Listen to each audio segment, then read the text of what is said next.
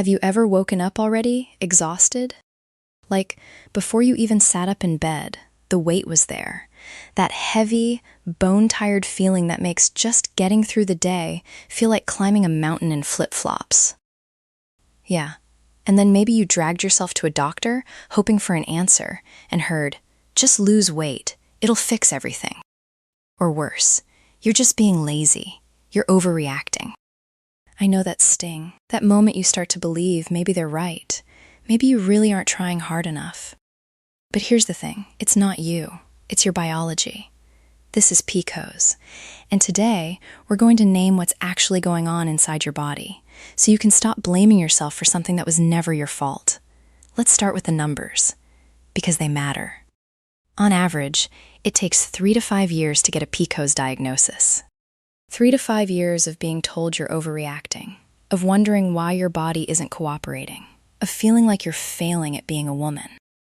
1 in 10 women has PCOS, but here's the kicker, 70% of them remain undiagnosed. That means millions of women walking around thinking they're lazy, thinking they're broken. You are not one of those statistics anymore. You know now, so what's actually happening? Let's talk about insulin resistance, because it affects about 75% of women with PCOS. Your body makes insulin, but your cells stop listening. They've gone deaf to the signal, so your pancreas works overtime to push glucose into cells that won't accept it. That wasted energy, it doesn't just vanish. It turns into fatigue, cravings for sugar, weight that clings no matter what you do. This is biology, not a character flaw. You are not lazy. Your cells are just not responding the way they should. And then there's cortisol, the stress hormone.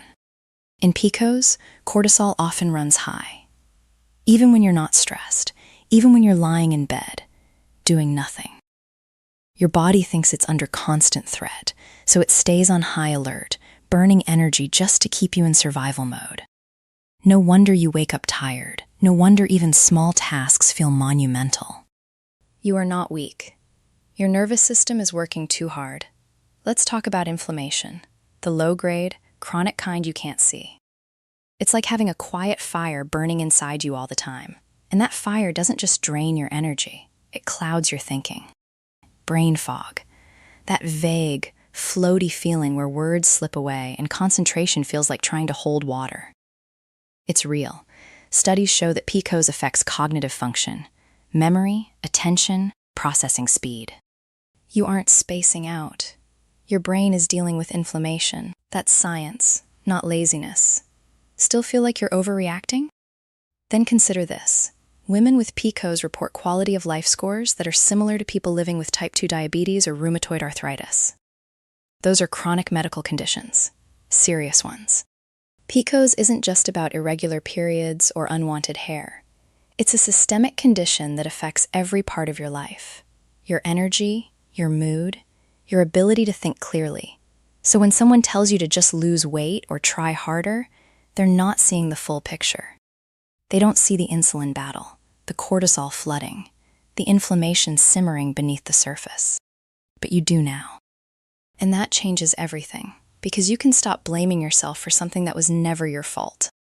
That moment of realization, it's not weakness, it's not a character flaw, it's your body running a marathon you didn't sign up for, every single day.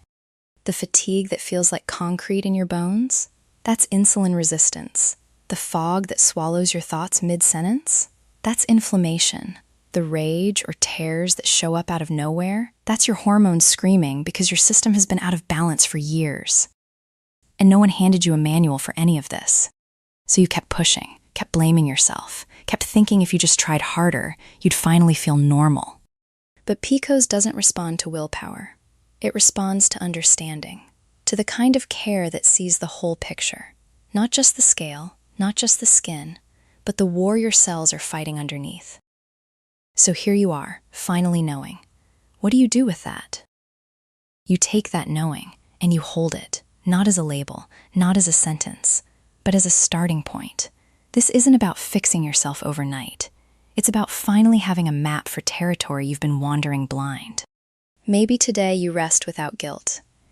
Maybe you let yourself feel angry that it took this long to be believed. Maybe you just sit with the truth that your body isn't betraying you. It's been fighting, loudly, for years. Recovery isn't a straight line. Some days you'll still feel like you're failing, but now you know why, and that changes everything. You're not lazy. You're not overreacting. You're living in a body that's been running a marathon nobody else could see. And now you get to choose what comes next, on your terms.